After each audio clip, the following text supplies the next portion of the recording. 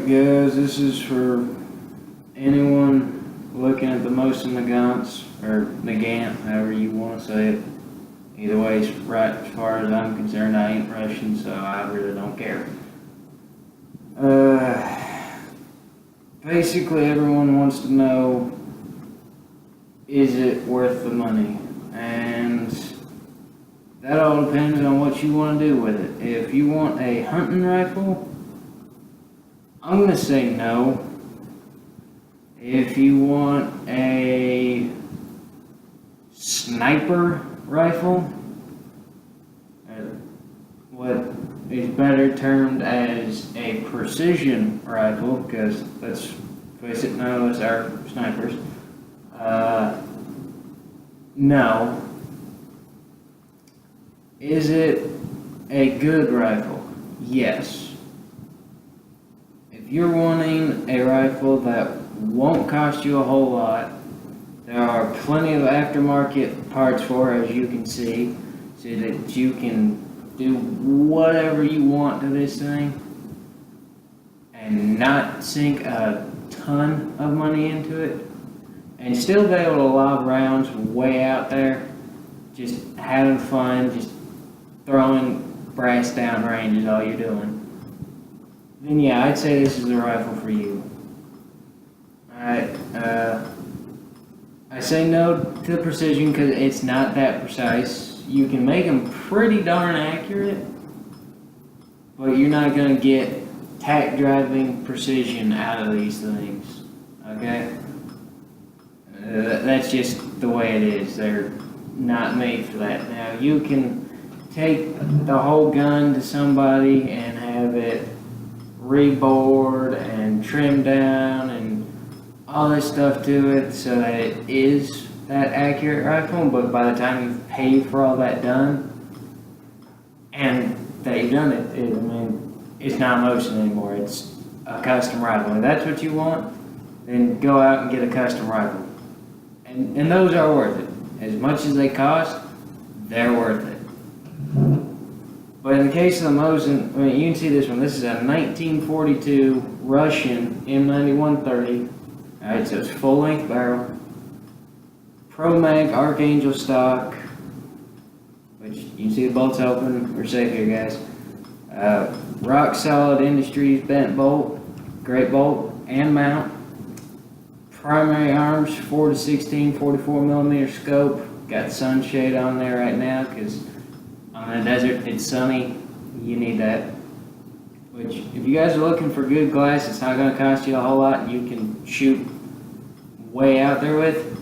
This is definitely a scope to look at, man. I think I got this for, I want to say like $250, and I'd be confident, not on this rifle, but I'd be confident putting on a high quality, say 6.5 Creedmoor or a 308. I'd be confident with this one to go out to 800 yards easily, maybe even past that, but not me personally, just because I'm not that good.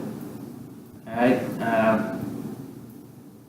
now, everybody says these rifles, or well, you have two kinds of people. Some say these rifles are very accurate, and some people say that they aren't accurate at all.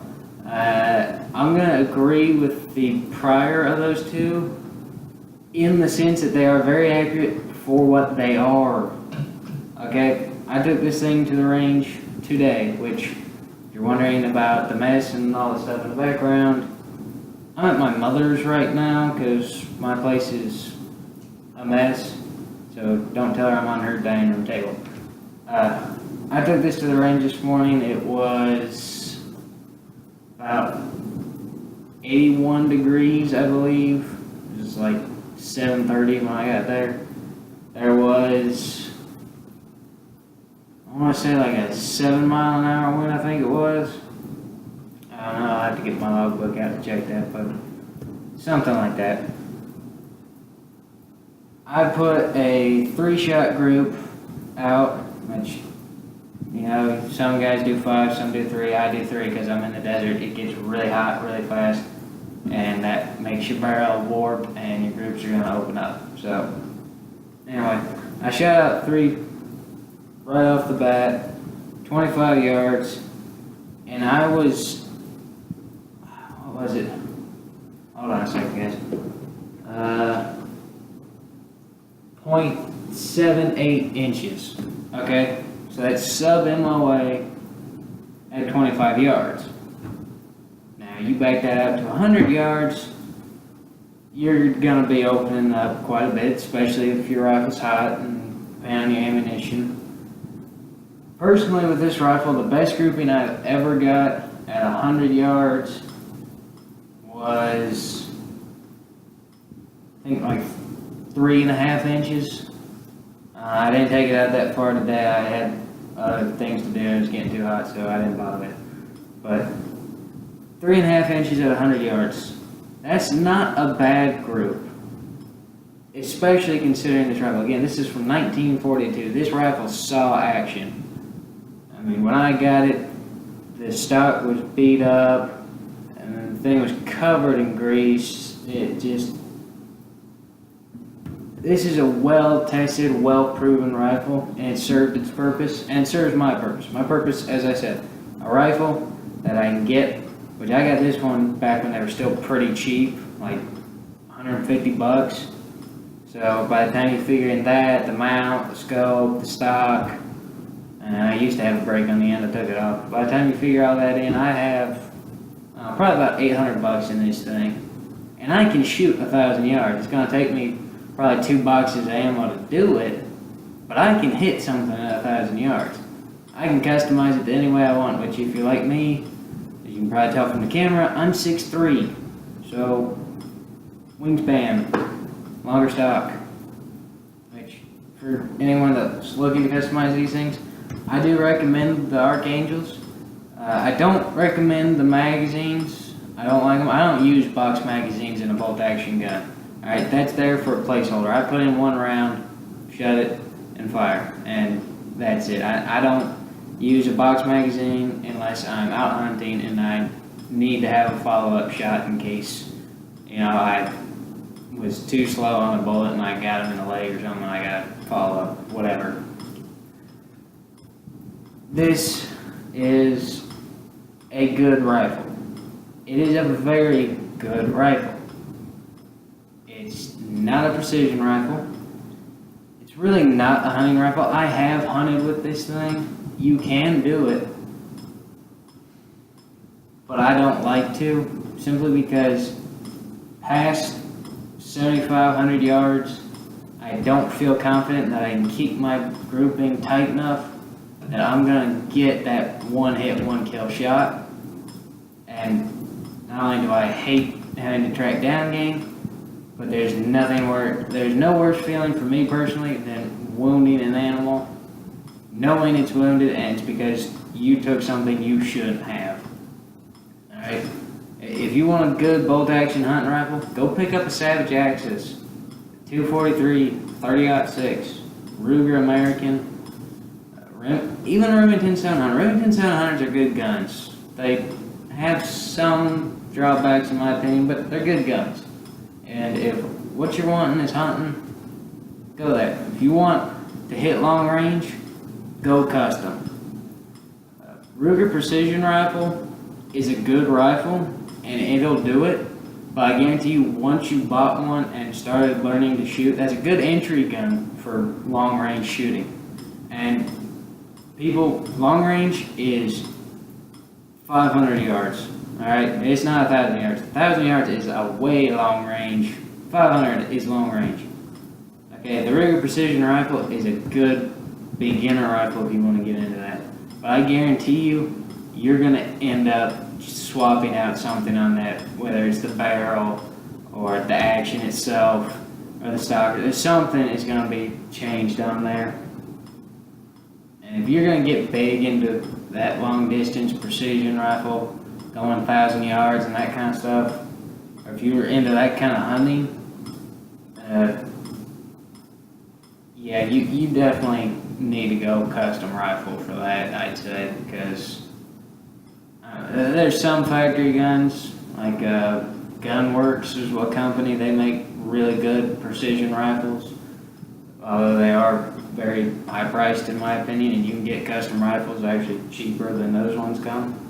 But anyway, if you want to take this out hunting, you can, but you know, you're responsible for anything that happens with it, so keep that in mind. Don't ever take a gun hunting you aren't certain that you are proficient with, and I'm not proficient enough with this firearm to take it hunting. That is my opinion.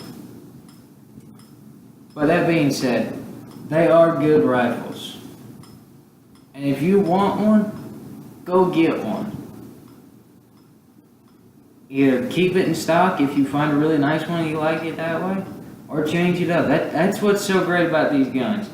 They're so old and so proven, you know they're going to go. I'll seriously take a go gauge or a no go gauge, or actually you should really go through all of them, and check your headspace, check your firing pin protrusion, check everything out before you fire it. Alright, be safe, people.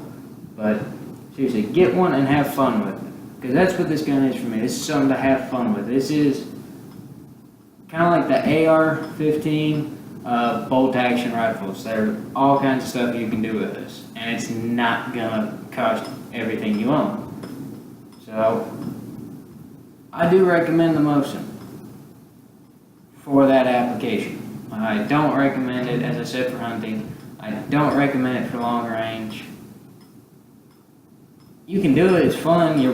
Like I said, you're gonna go through box after box trying to hit something way out there, and I mean, it's fun, especially if you're with your buddies, y'all having fun, laughing, everybody hitting nothing but dirt. But you're going to waste a whole lot of ammunition doing it. So, yeah, do what makes you happy, but keep that in mind.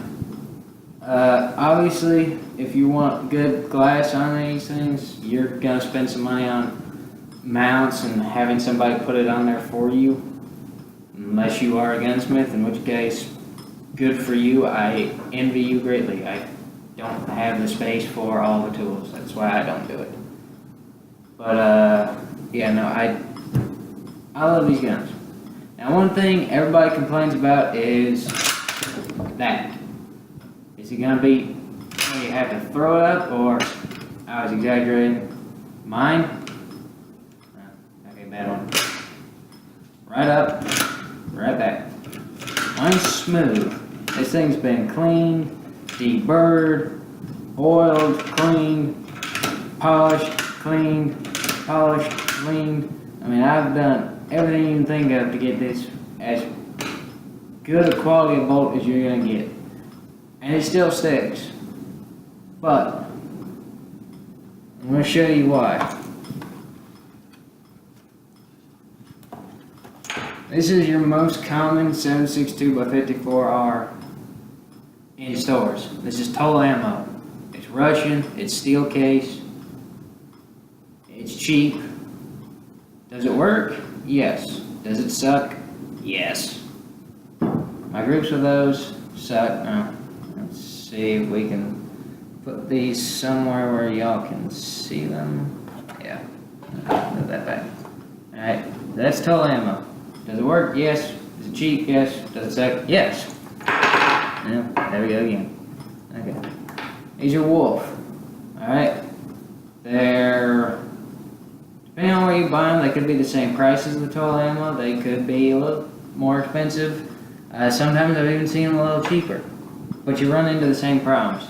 When you eject, you're going to get here, and it's going to lock up. You're going to have to bring it back and smack it open to get it out. Now, again, people, there is nothing in here. Alright, I'm not an idiot. Well, most of the time. So, these bolts aren't great. Alright, that's one reason why these things aren't your go-to rifle, okay? There's all kinds of reasons, you know, the metal isn't great, the gun wasn't built quite right. There could be a million things, but I mean, you're talking about a design that's over 200 years old. Well, no, it's not 200. About 130 years old. So yeah, Sounds about right. About 130-year-old design here. I don't know why I said 200. You got like a 130-year-old design. This particular rifle is, I say, 1942.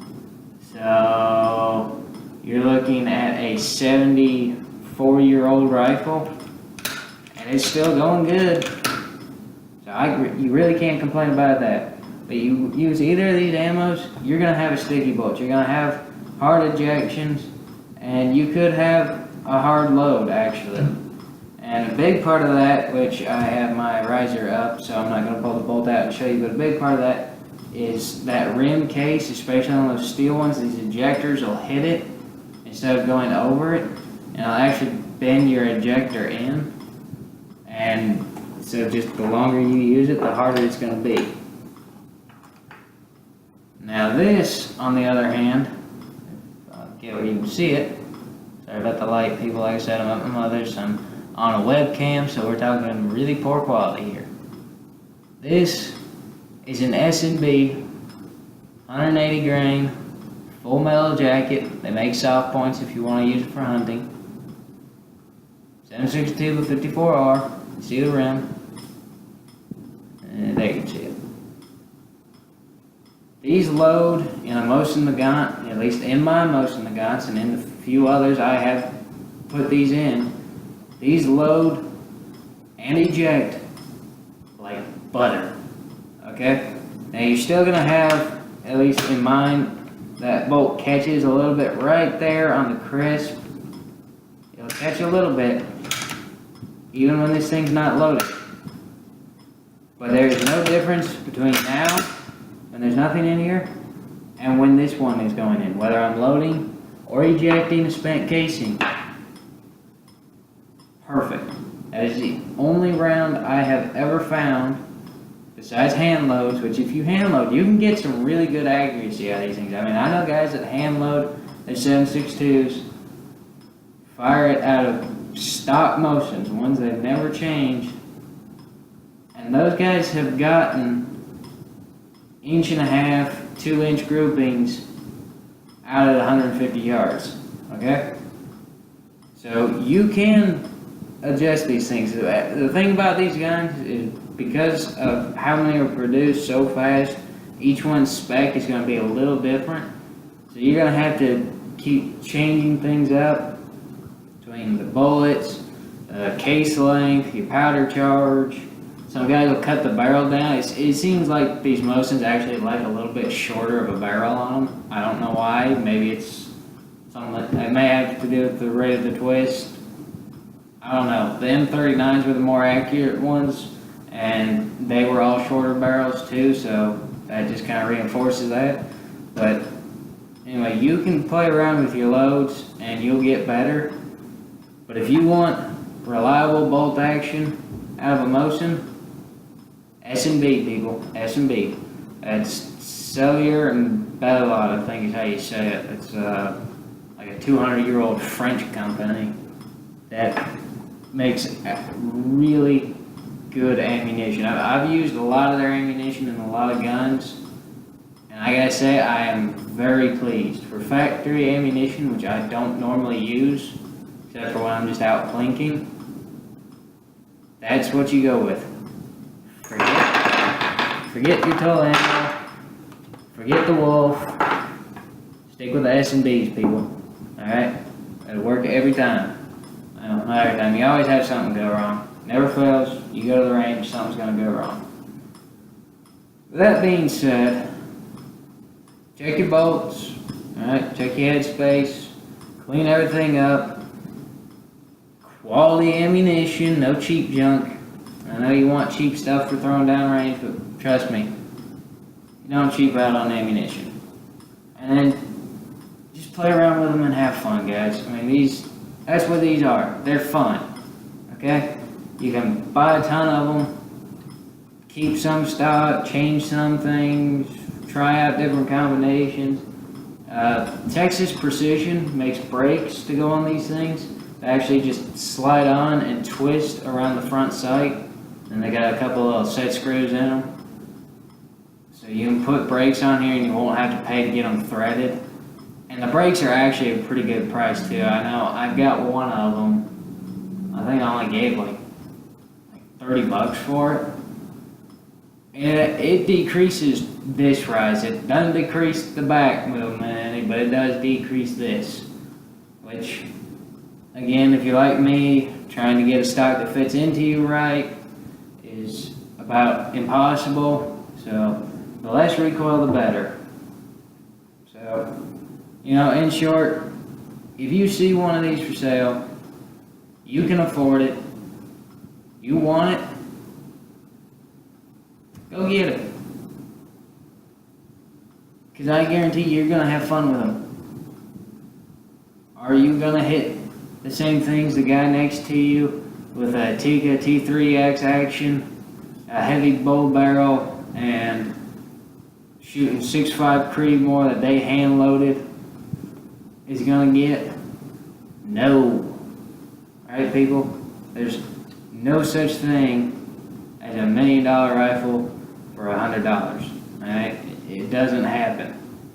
You don't believe me? Get on Amazon and buy one of those 5 to 30 by 50 millimeter scopes, or whatever they got out there, like the 4 to however much magnification that they claim. It's got all this cool shit on it that's gonna let you see 2,000 yards away, clear as day, and it's only gonna cost you $50. Buy one, and if you can see past the end of your rifle, I'll be surprised. So, you want to go that distance, you want that hunting rifle that you're never gonna mess with, you're gonna have to pay for it. But you want something that you can build and play with and have all kinds of fun with your buddies, get a Mosin. Alright? Just go get a Mosin. Plus, they're a piece of history, guys. I mean, I know guys that won't touch an AK-47 because it's communist. No, it's practical and it's fun. Alright? I love AKs, I love ARs, I love American guns, I love Russian guns, I love Italian guns, I love British guns, I love guns. If you're a gun person, you'll like the Mosin. If you're a stuck-up know-it-all that's got something they claim is the best, and that's all you want, and anything else is wrong, well then you're watching the wrong videos, because I'm a country boy from the South where we don't get into other people's business so long as they stay out of ours. I'll have fun with my stuff, you have fun with yours. If you don't like something I said, that's fine. I don't really care. You can comment that you don't like it. I ain't gonna read it. I guarantee you I don't read a single comment on this video. And that being said, if there is any question about this rifle or other guns, I know a fair amount about guns. I don't know it all by any means, but I know quite a bit. If you have questions, mostly about rifles and handguns. I'm not real big on shotguns. Just don't really do much for me. They're fun, but you know. If you like it, let me know. Got a question? Let me know. I might get back to you. I probably won't. I don't spend that much time online. I have a life, and most of it's spent at work, so hope y'all like it, and yeah, have fun, guys.